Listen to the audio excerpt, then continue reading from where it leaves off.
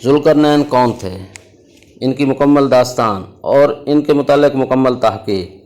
ذوالقرنین کا ذکر قرآن میں سورۃ کہف کی کچھ آیات میں آیا ہے۔ اور اے محمد صلی اللہ علیہ وسلم، یہ لوگ آپ سے ذوالقرنین کے بارے میں پوچھتے ہیں، ان سے کہو میں اس کا کچھ حال تم کو سناتا ہوں۔ ہم نے اس کو زمین میں اقتدار عطا کر رکھا تھا اور اسے ہر قسم کے اسباب و وسائل بخشے تھے۔ اس نے پہلے مغرب کی طرف ایک مہم کا سر و سامان کیا، حتیٰ کہ جب وہ غروب آفتاب کی حد تک پہنچ گیا تو اس نے سورج کو ایک کالے پانی میں ڈوبتے دیکھا، اور وہاں اسے ایک قوم ملی۔ ہم نے کہا، اے ذوالقرنین، تجھے یہ قدرت بھی حاصل ہے کہ ان کو تکلیف پہنچائے اور یہ بھی کہ ان کے ساتھ نیک رویہ اختیار کرے۔ اس نے کہا، جو ان میں سے ظلم کرے گا ہم اس کو سزا دیں گے، پھر وہ اپنے رب کی طرف پلٹایا جائے گا اور وہ اسے زیادہ سخت عذاب دے گا۔ اور جو ان میں سے ایمان لائے گا اور نیک عمل کرے گا اس کے لیے اچھی جزا ہے، اور ہم اس کو نرم احکام دیں گے۔ پھر اس نے ایک دوسری مہم کی تیاری کی، یہاں تک کہ طلوع آفتاب کی حد تک جا پہنچا۔ وہاں اس نے دیکھا کہ سورج کا ایسی قوم پر طلوع ہو رہا ہے جس کے لیے دھوپ سے بچنے کا کوئی سامان ہم نے نہیں کیا۔ یہ حال تھا ان کا، اور ذوالقرنین کے پاس جو کچھ تھا اسے ہم جانتے تھے۔ پھر اس نے ایک اور مہم کا سامان کیا، یہاں تک کہ جب دو پہاڑوں کے درمیان پہنچا تو اسے ان کے پاس ایک قوم ملی جو مشکل سے ہی کوئی بات سمجھتی تھی۔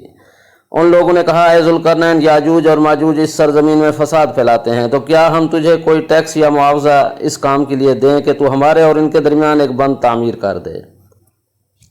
اس نے کہا، جو کچھ میرے رب نے مجھے دے رکھا ہے وہ بہت ہے، تم بس محنت سے میری مدد کرو، میں تمہارے اور ان کے درمیان بند بنائے دیتا ہوں۔ مجھے لوہے کی چادریں لا کر دو۔ آخر جب دونوں پہاڑوں کے درمیانی خلا کو اس نے پاٹ دیا تو لوگوں سے کہا کہ اب آگ دہکاؤ، حتیٰ کہ جب یہ آہنی دیوار بالکل آگ کی طرح سرخ ہو گئی تو اس نے کہا، لاؤ اب میں اس میں پر پگھلا ہوا تانبا انڈیلوں گا۔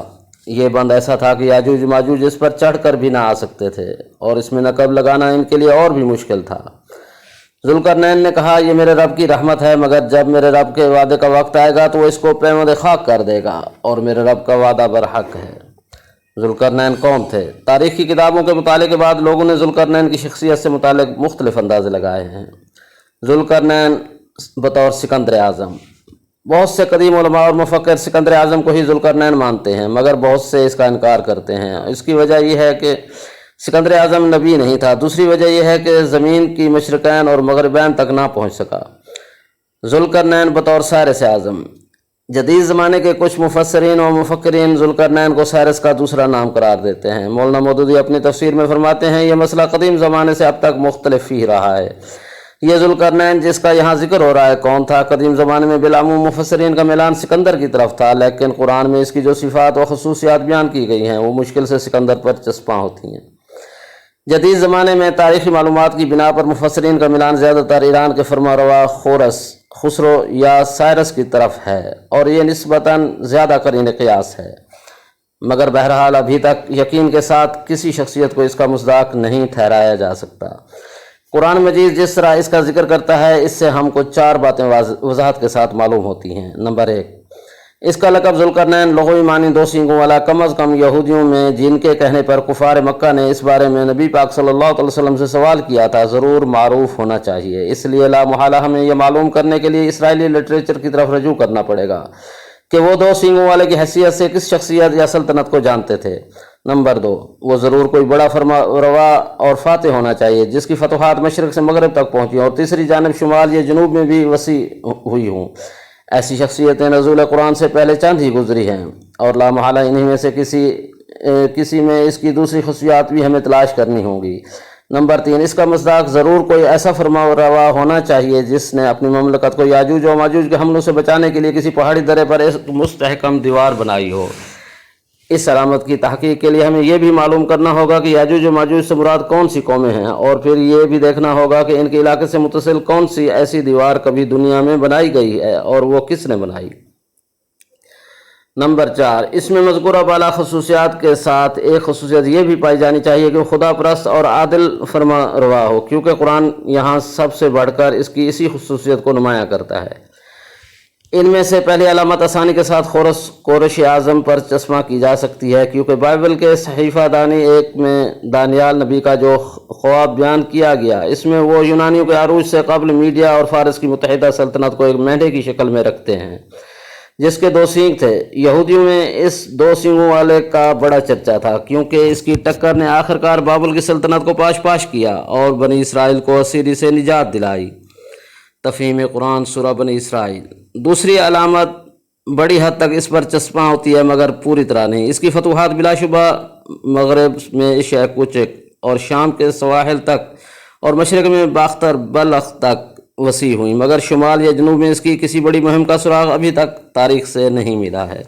حالانکہ قرآن صراحت کے ساتھ ایک تیسری مہم کا بھی ذکر کرتا ہے، تاہم اس مہم کا پیش آنا بعید از قیاس نہیں ہے کیونکہ تاریخ کی روح سے قریش کی سلطنت شمال میں کاکیشیا یعنی قفقاز تک وسیع تھی۔ تیسری علامت کے بارے میں یہ تو قریب متحقق ہے کہ یاجوج و ماجوج سے مراد روس اور شمالی چین کے وہ قبائل ہیں جو تاتاری، منگول، ہون اور سیتھین وغیرہ ناموں سے مشہور ہیں اور قدیم زمانے سے متمدن ممالک پر حملے کرتے رہے ہیں۔ نیز یہ بھی معلوم ہے کہ ان کے حملوں سے بچنے کے لیے قفقاز کے جنوبی علاقے میں دربند اور داربال کے استحکامات تعمیر کیے گئے تھے، لیکن یہ ابھی تک ثابت نہیں ہو سکا کہ قریش ہی نے یہ استحکامات تعمیر کیے تھے۔ آخری علامت قدیم زمانے کے معروف فاتحوں میں اگر کسی پر چشمہ کی جا سکتی ہے تو وہ قریش ہی ہے کیونکہ اس کے دشمنوں تک نے اس کے عدل کی تعریف کی ہے اور بائبل کی کتاب عزرا اس بات پر شاہد ہے کہ وہ ضرور ایک خدا پرست اور خدا ترس بادشاہ تھا جس نے بنی اسرائیل کو ان کی خدا پرستی ہی کی بنا پر بابل کی اسیری سے رہا کیا اور اللہ وحدہ لا شریک کی عبادت کے لیے بیت المقدس میں دوبارہ ہیکل سلیمانی کی تعمیر کا حکم دیا جو وقت نصر کے یروشلم پر حملے کے وقت تباہ ہو گیا تھا۔ اس بنا پر ہم یہ تو ضرور تسلیم کرتے ہیں کہ نزول قرآن سے پہلے جتنے مشہور فاتحین عالم گزرے ہیں ان میں سے قریش ہی کے اندر ذوالقرنین کی علامات زیادہ پائی جاتی ہیں، لیکن تعین کے ساتھ اسی کو ذوالقرنین قرار دے دینے کے لیے ابھی مزید شہادتوں کی ضرورت ہے، تاہم دوسرا کوئی فاتح قرآن کی بتائی ہوئی علامات کا اتنا بھی مصداق نہیں جتنا قریش ہے۔ تاریخی بیان کے لیے صرف اتنا ذکر کافی ہے کہ قریش ایک ایرانی فرمانروا تھا جس کا عروج 549 قبل مسیح کے قریب زمانے میں شروع ہوا۔ اس نے چند سال کے عرصے میں میڈیا، الجبال اور لیڈیا ایشیا کوچک کی سلطنتوں کو مسخر کرنے کے بعد 539 قبل مسیح میں بابل کو بھی فتح کر لیا، جس کے بعد کوئی طاقت اس کے راستے میں مزاحم نہیں رہی۔ اس کی فتوحات کا سلسلہ سندھ اور سعود موجودہ ترکستان سے لے کر ایک طرف مصر اور لیبیا تک اور دوسری طرف تھریس اور مقدونیہ تک وسیع ہو گیا اور شمال میں اس کی سلطنت قفقاز، کاکیشیا اور خوارزم تک پھیل گئی۔ عملاً اس وقت اس پوری مہذب دنیا اس کی تابع و فرمان تھی۔ ذوالقرنین حضرت سلیمان علیہ السلام۔ صرف ایک ہی اسلامی محقق محمد اکبر صاحب نے ذوالقرنین کو حضرت سلیمان علیہ السلام کا دوسرا نام کہا ہے۔ اپنے جو دلائل ذوالقرنین کے حضرت سلیمان علیہ السلام ہونے کے بارے میں دیے ہیں وہ کچھ اس طرح سے ہیں۔ نمبر 1، حضرت سلیمان علیہ السلام ہی زمین کی مشرقین و مغربین کا سفر کر سکتے تھے کیونکہ ہوا ان کی تابع تھی اور ان کی صبح و شام کی سیر ہی 1 ماہ کی مسافت کے برابر تھی۔ ذوالقرنین کا اللہ تعالیٰ سے رابطہ تھا، تبھی ان کو بذریعہ وحی کہا گیا کہ چاہے تو عذاب کرے چاہے تو چھوڑ دے۔ اس لیے ذوالقرنین بادشاہ بھی تھے اور نبی بھی تھے اور حضرت سلیمان علیہ السلام بھی بادشاہ بھی تھے اور نبی بھی تھے۔ نمبر 2، حضرت سلیمان علیہ السلام نے یاجوج ماجوج کی قوم سے بچاؤ کے لیے بنائی جانے والی دیوار کا کوئی معاوضہ لینے سے یہ کہہ کر انکار کر دیا کہ ان کے پاس اللہ کا دیا سب کچھ ہے، اس میں بے شمار تانبا وغیرہ بھی شامل ہے، بہت بڑے بڑے کڑھاؤ بھی۔ یہ چیزیں دوسری جگہوں پر حضرت سلیمان علیہ السلام کے پاس بتائی گئی ہیں۔ نمبر 3، ذوالقرنین اور حضرت سلیمان علیہ السلام سے اللہ تعالیٰ کا طرز تخاطب ایک جیسا رہا ہے۔ قرآن میں سورۃ نمل کی آیت 16 کے مطابق حضرت سلیمان علیہ السلام کو پرندوں کی زبان کا بھی علم دیا گیا تھا۔ سورۃ کہف آیت 93 کے مطابق ذوالقرنین جب 2 پہاڑوں کے درمیان پہنچا تو وہاں کے رہنے والوں کو ذوالقرنین کی فوج کی زبان نہیں آتی تھی، مگر اگلی آیت 94 میں انہوں نے ذوالقرنین سے دیوار کی تعمیر کی درخواست کی جسے ذوالقرنین نے سمجھا بھی اور اس کا جواب بھی دیا۔ حضرت سلیمان علیہ السلام ہی ایسی شخصیت تھے جو حتیٰ کہ جانوروں کی زبان بھی سمجھ لیتے تھے، اس لیے ان کے لیے اس قوم کی بات سمجھنا مشکل نہ تھا۔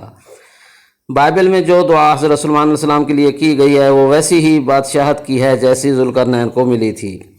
بائبل سے حوالہ دیا ہے کہ حضرت سلیمان علیہ السلام کے دور میں سر پر سینگوں والا تاج پہنا جاتا تھا، اس لیے حضرت سلیمان علیہ السلام کا 2 سینگوں کا تاج پہننا کوئی بڑی بات نہیں ہے، لیکن محمد اکبر صاحب کے دلائل کو بھی صحیح ماننے کی راہ میں